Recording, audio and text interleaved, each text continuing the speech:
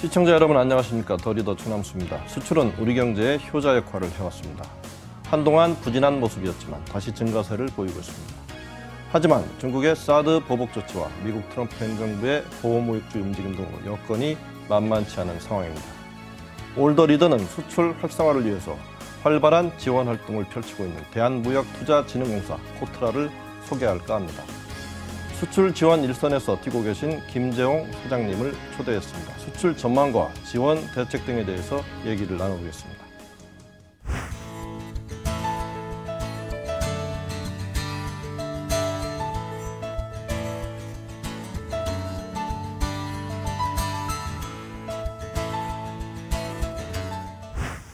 네, 저 소장님 바쁘신데 나와주셔서 감사합니다. 예, 반갑습니다.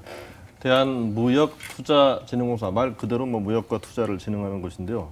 그 생긴 게 1962년이더라고요. 예, 맞습니다. 제가 태어난 지 한 해 후에 생긴 거니까 얼마나 오래된 기관인지 알 것 같습니다. 예. 주로 어떤 일 하고 계시는지 시청자 여러분께 좀 소개 좀 해주시죠.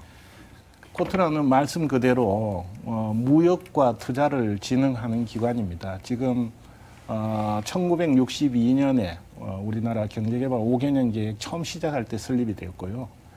현재 전 세계 86개국에 127개 무역관을 운영을 하고 있습니다.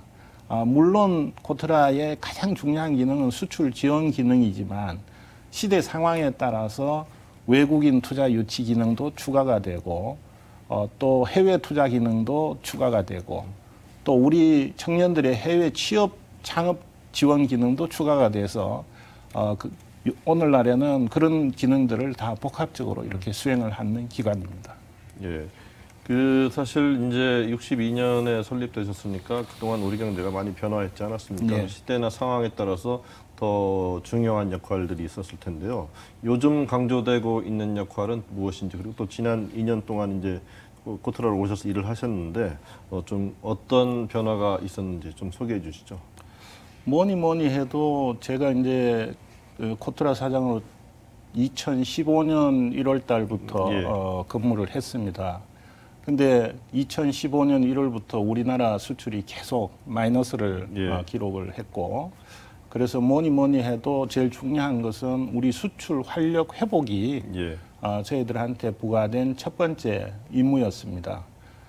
그래서 2015년 마이너스, 2016년 2년 연속 마이너스를 기록했습니다만은 다행스럽게 2016년 11월부터 지금까지 6개월 연속 우리 수출이 이제 플러스를 기록하면서 좋은 모습을 보이고 있어서 다행스럽게 생각합니다. 다만 우리가 이제 수출 업무만이 아니고 요즘 최근에 들어서는 우리 청년들의 해외 취업 문제라든지 또 우리 외환위기나 이런 국가 비상시기 이럴 때는 우리 외국인 투자 유치 기능 이런 것들이 굉장히 또 저희들한테 주어지는 큰 이 미션 중에 하나가 되겠습니다.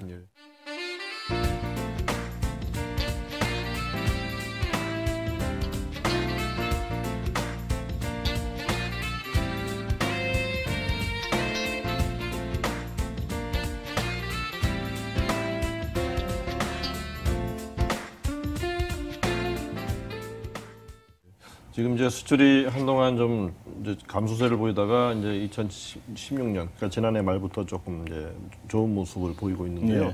어떤 요인들이 있었다고 보시는지요? 또 앞으로 전망은 또 어떻게 보고 계십니까?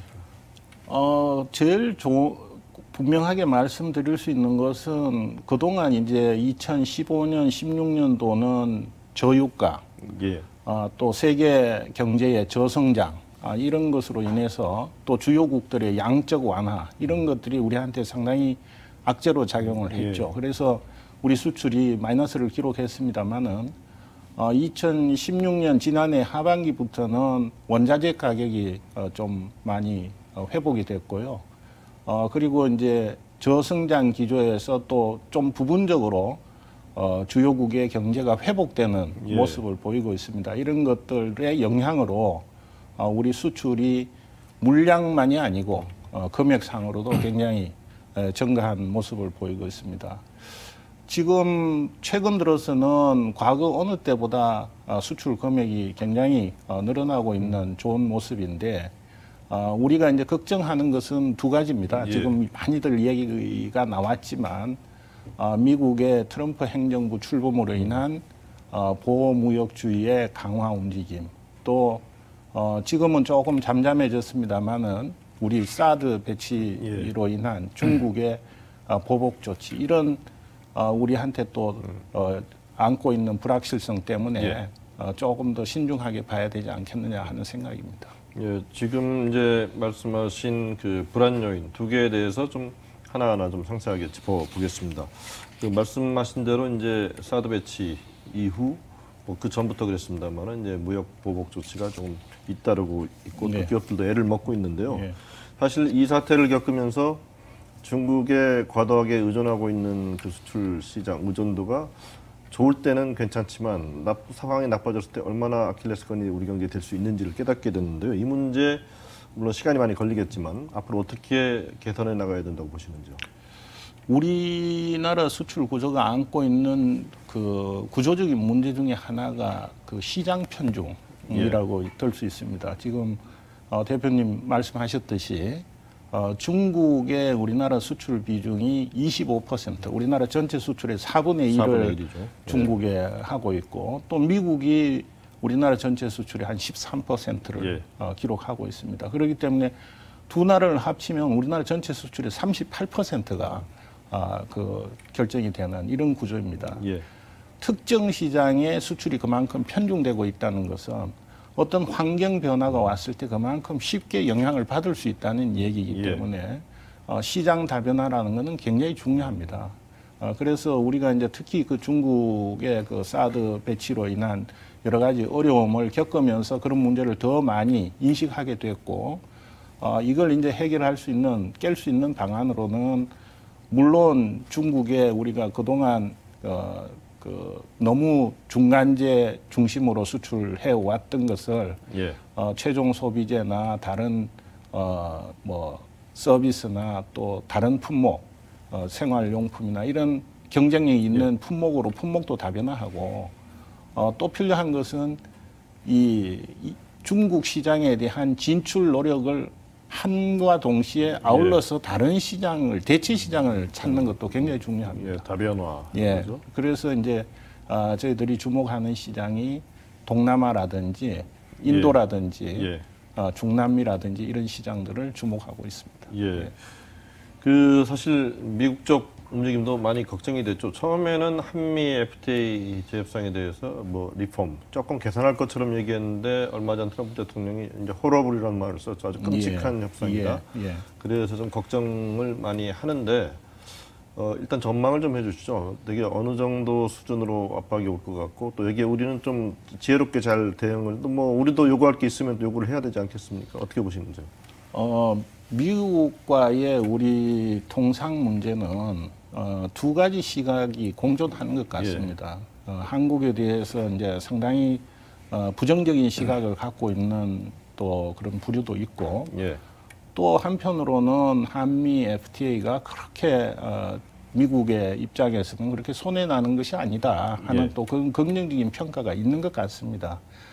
실질적으로 이제 한미 FTA 재협상이라는 이야기를 트럼프 대통령이 언급은 했지만 아직 공식적으로 아직 문제 제기가 돼 있는 상태는 아니고요. 실제로 이제 한미 FTA가 재협상이 이루어진다 하더라도 우리 입장에서 보면 뭐 의약품 가격 결정의 어떤 투명성 문제라든지 또 법률 시장 개방 문제라든지 저작권 보호 문제라든지 미국이 관심을 갖고 있는 몇 가지 개별 이슈가 있습니다.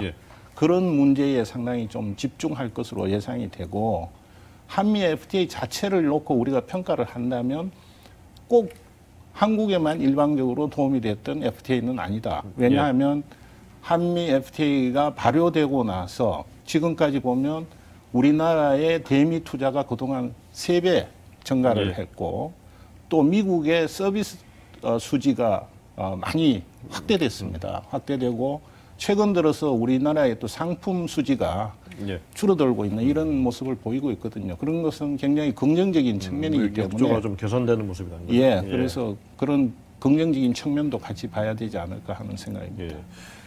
네, 지금까지 이제 개괄적인 이슈들 좀 짚어봤고요. 수출 상황 또 전략 조금 더 구체적으로 들어가 보겠습니다. 요즘 하여간 수출이 좀 좋아지고 있어서 다행이라는 말씀을 좀 계속 나누어 왔는데 예.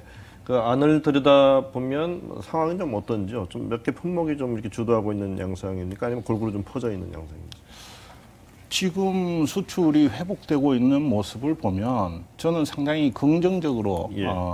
보고 있습니다. 왜냐하면 우리나라 수출 구조가 안고 있는 문제들을 몇 가지를 지적할 수 있는데 우선 중소 중견기업의 수출 비중이 다른 그 기업이 강한 나라, 대표적인 뭐 나라로 독일 같은 걸 들 수 있지만 그런 나라나 OECD 선진국에 비해서 상당히 우리가 중소 중견기업의 수출 비중이 낮았다 하는 것이 문제인데 최근에 이 중소 중견기업의 수출 비중이 많이 지금 올라가고 있다는 긍정적인 측면도 있고요. 품목 면에서는 우리가 뭐 13대 주력 품목 이렇게 이야기를 하는데 그런 품목들의 시장 그 점유율 이 거의 80% 가까이 이 우리 수출에서 차지했는데 요즘은 보면 5대 소비재라든지 다양한 어떤 상품들이 수출 증가폭이 굉장히 빨라지고 있습니다. 그런 것들은 품목 다변화 면에서도 굉장히 긍정적인 측면이 있고요. 또 아까 제가 말씀드렸지만 우리가 시장 측면에서도 너무 그동안 특정 시장에 이렇게 편중되어 왔던 이런 구조가 다른 그 대체 시장이나 잠재 시장도 많이 이렇게 개발을 해서 시장 다변화도 이루어지고 있다. 또 한 측면은 우리가 과거에는 그냥 상품 수출 중심으로만 이렇게 왔는데 지금 보면 굉장히 그 온라인 마케팅이나 이런 다양한 형태의 또 우리가 그동안 많이 맺어왔던 FTA 활용 이런 측면에서 방식 면에서도 굉장히 다양화되고 있다. 이런 측면에서는 저는 상당히 긍정적이다. 그렇게 보고 있습니다. 예. 그 지금 이제 중소중견기업들 수출 비중이 좀 높아지고 있다고 하셨는데 지금 현재 어느 정도 비중을 차지하는지요? 2014년에 중소중견기업이 차지하는 전체 비중이 33.8%였습니다. 그런데 지난해 말에 37.6%까지 상승이 됐습니다. 많이 올라간 상황이네요. 상당히 의미가 있는 결과입니다. 그런데 이게 독일은 중소중견기업의 수출 비중이 70%입니다. 그만큼 히든 챔피언들이 많은 나라죠. 그렇습니다. 그만큼 이 경제가 체질이 탄탄하다는 얘기입니다. 그래서 사실은 이제 중소중견기업들 수출 많이 지원하고 계시잖아요. 내수기업의 수출화 그러니까 주로 내수 중심으로 운영됐던 그런 작은 기업들의 수출 기업으로 유도하는 그 어떤 노력들을 하고 계시는지 기업 입장에서 보면 어떤 도움을 코트라에 가면 받을 수 있는지도 궁금할 것 같은데 또 성과는 어땠는지 한번 좀 짚어주시죠. 저는 이제 취임해서부터 이 문제를 제가 많이 얘기를 했습니다. 그동안 우리 수출 구조가 너무 대기업 중심으로 되어 있어서 이 대기업 중심의 구조는 또 어떤 변화에 취약할 수밖에 없거든요. 그래서 많은 수출 군단이 형성이 되어 있으면 그런 변화에 오히려 이겨나갈 수 있는 힘이 있다. 그렇게 생각을 해서 우리 내수를 하고 있는 기업들을 수출 기업화하자 하는 차원에서 제가 많이 얘기를 했고요. 그래서 우리나라 전체 340만 중소기업 중에 수출 중소기업이 9만 2천 개에 불과합니다. 그러니까 전체 수치로 보면 비중으로 보면 3%에 못 미치고 있거든요. 그런데 이 중소중견기업을 수출 기업화 시키면 이 비중도 올라갈 수 있고 우리 그 수출 구조도 그만큼 탄탄해질 수 있다는 얘기입니다. 그래서 저희들이 특히 작년에는 한 해에 5천 개 이상의 내수 기업을 수출 기업화하자 하는 목표를 가지고 여러 기관이 역할 분담을 해서 업무를 했습니다. 그 중에서 저희 코트라가 한 2,400개 가까운 거의 반 가까운 실적을 저희들이 달성을 했습니다. 이런 노력들은 굉장히 의미가 있다고 생각하고 금년에도 우리가 2,400개사 이상의 중소기업을 새로운 수출 기업으로 만들어내는 이런 역할을 하려고 합니다. 저희 코트라는 그래서 이제 사실은 중소기업들은 수출을 어떻게 해야 되는지 네. 전혀 모르거든요. 그리고 거기에 관련된 지식도 없고 인력도 없고 그래서 저희들이 이제 수출 전문위원이라고 그래서 기업에서 많은 경험을 쌓은 분들을 퇴직한 분들을 채용을 해서 예. 그 1대1로 수출하고자 하는 기업들에게 멘토링을 하고 지도를 하고 이렇게 옆에서 도와주고 해서 그 기업들을 수출 기업화하는 노력을 하고 있습니다. 예. 네. 많은 노력을 하고 계시는 것 같습니다. 근데 지금까지 또 해외 기업을 인수합병하고 M&A 하는 거는 뭐 주로 대기업이 하는 일로 알았습니다만은 중소 중견기업이 해외 기업을 M&A 할 수 있도록 이제 돕는 역할을 하고 계시다고 들었는데요. 예, 예. 뭐 대표적인 사례를 이렇게 가미해서 좀 소개 좀 해주시죠. 예, 우리가 이제 해외 인수합병, M&A라고 그러죠. 예. M&A는 뭐 대기업들만 하는 것으로 아는데, 현실은 그렇지 않습니다. 이 중소기업들이 글로벌 기업이 되기 위해서는, 예. 본인들이 부족한 핵심 기술이라든지 브랜드라든지 예. 이런 부분을 M&A를 통해서 해결을 할 수 있습니다. 더더구나 글로벌 기업의 어떤 공급망에 진입하기 위해서도 굉장히 필요한 예. 그런 작업 중에 하나라고 볼 수 있는데 그렇게 되면 본인들이 갖지 못한 역량을 다른 기업의 인수 합병을 예, 통해서 그렇습니다. 그 능력을 가질 수 있는 거거든요. 한 가지 예를 들면 우리 국내 기업 중에 섬유 업체인데 미국은 섬유 제품에 대한 그 관세가 굉장히 높습니다. 그리고 예. 국내에서 원사가 생산되느냐 안 되느냐를 기준으로 이 진출하는 데 굉장히 그 영향을 받고 있는데 우리 국내 섬유 업체가 미국의 원사 업체를 인수 합병을 했습니다. 예. 그러니까 미국의 다른 기업과 경쟁을 해서 예. 인수 합병을 해서 원사를 국내에서 미국 내에서 생산을 해서 섬유 제품을 만들어서 그 미국 시장에 판매를 하는 것으로 하면 예. 이 관세 문제를 해결을 할 수가 있죠. 그러는 과정에서 이제 저희 코트라가 그 인수 합병 과정에서 예. 거의 주관사 역할을 하면서 많은 지원을 한 사례가 있습니다. 상당히 중요한 역할을 예. 하셨네요. 그 좀 주제를 바꿔보면 이제 지금 뭐 국내 취업난 심각한데요. 일자리 찾기도 쉽지 않고 뭐 창업하라고 하지만 대학 나와서 막바로 창업하려면 게 쉬운 일이겠습니까? 그래서 해외로 눈을 돌리자라고 하지만 또 잘 알 수가 없고요. 그래서 코트라에서 그런 걸 좀 돕고 계시다고 하는데요. 그러니까 일자리를 찾고 있는 청소년들, 대학 졸업생들이 코트라에서 어떤 지원을 받을 수 있는지 좀 소개해 주시고요. 그동안 어떤 성과들이 좀 있었는지 같이 말씀해 주시죠. 그 코트라는 해외 네트워크를 갖고 있기 때문에 해외에서 그 일자리가 양질의 일자리가 어떤 게 있는지 또 한국의 인력을 채용하고자 하는 수요가 있는지 이런 걸 알 수가 있습니다. 그래서 저희들은 그런 좋은 일자리에 관한 정보를 제공을 하고 이걸 고용노동부와 산업인력공단이라고 있습니다. 이 고용노동부와 산업인력공단과 같이 협업을 해서 예. 우리 젊은 청년들이 해외에 진출할 수 있도록 지원하는 역할을 하고 있습니다. 또 국내에 이미 투자를 하고 있는 외국인 투자 기업들이 있습니다. 예. 그 외국인 투자 기업들이 국내 학생들을 청년들을 상대로 취업 상담회를 개최하는 예. 것을 서울에서도 한번 하고 지방에서도 한번 하고 이렇게 합니다. 아울러서 이제 저희들이 해외 무역관에 K-무브 센터라고 해서 이게 이제 고용부하고 산인공하고 같이 하는 하나의 그 진출 거점입니다.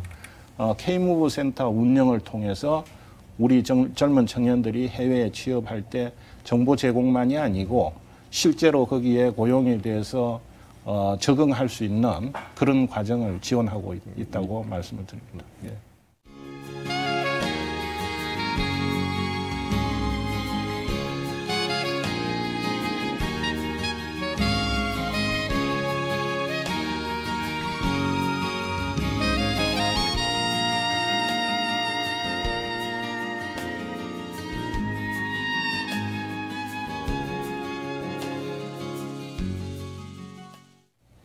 이제 다음 질문은 이제 코트라 기업 문화 관련된 건데요. 소통과 이제 배려 네. 강조하고 계신데, 그래서 저희가 그 소통의 차원, 또 소통에 일조한다는 차원에서 직원 두 분의 질문을 영상으로 준비했는데요. 네. 한 분씩 들어보고 또 사장님 답변 예. 들어보겠습니다. 예. 네, 첫 질문입니다. 안녕하십니까. 조직만 지원팀 신입사원 김하중입니다. 사장님께서는 오랜 공직생활에 이어 공공기관장을 맡아오시면서 후배 직장인들에게 여러모로 큰 기감이 되고 계십니다. 저는 이제 사회 첫 발을 내디뎌 막막함과 두려움이 많은데요. 저와 같은 사회 초년생들에게 직장생활에 길잡이 역할을 할 수 있는 좌우명이나 사장님의 경영 철학을 소개해 주신다면 큰 도움이 될 것 같습니다. 예, 저는 무엇보다 하나 꼭 얘기를 해주고 싶은 것이 그 눈앞의 이익만을 쫓지 말고 멀리 보면서 크게 생각해라, 이런 말씀을 드리고 싶습니다.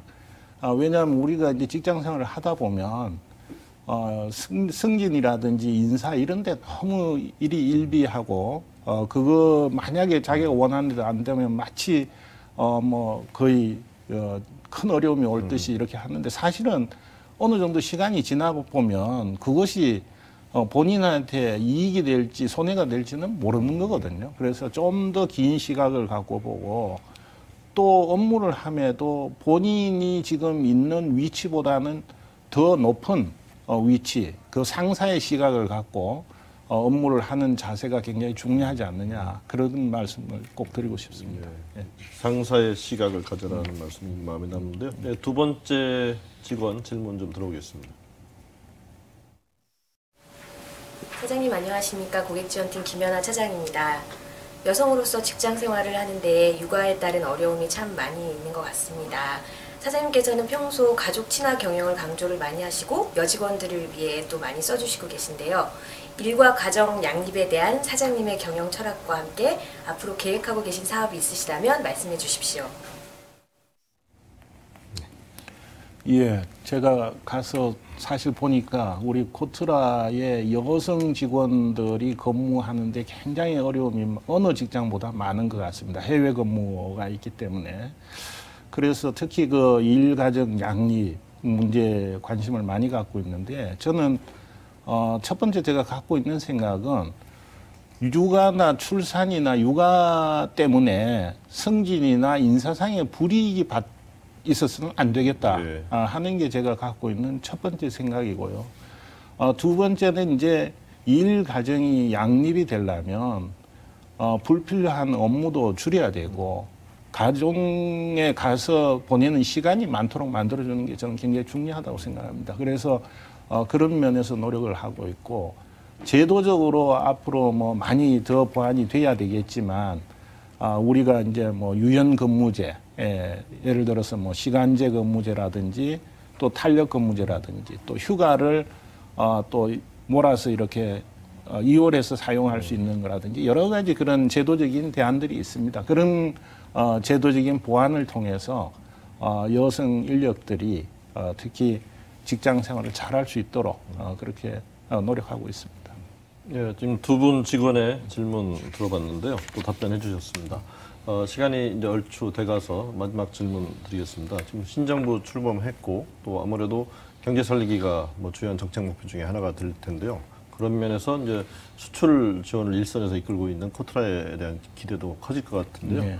그 코트라 사장으로서 새 정부에 좀 기대한다고 할까? 또는 또 건의하고 싶은 말씀이 있으시다면 지금 한 말씀 해주시죠.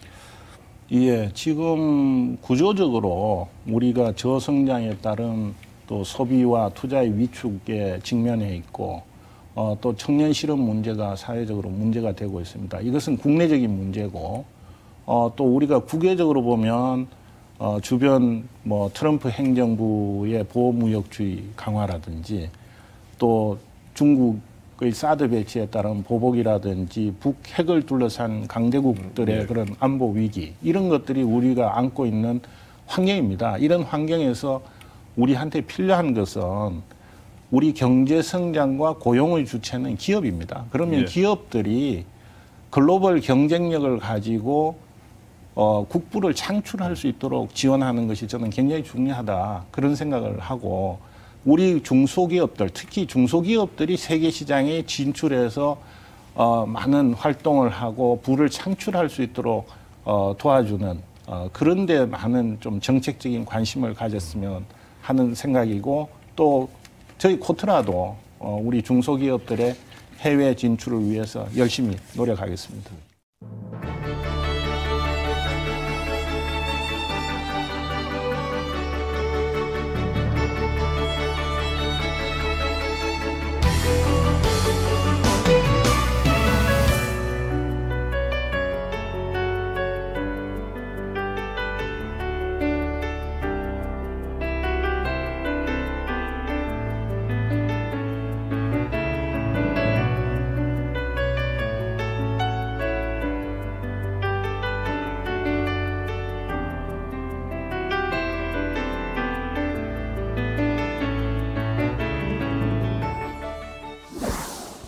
네, 우리 경제가 다시 도약하려면 수출이 꽃을 활짝 피워야 합니다. 수출 전선에서 수출 도우미 역할을 하고 있는 코트라의 활약을 기대합니다. 오늘 출연해 주신 코트라 김재웅 사장님 감사합니다. 감사합니다.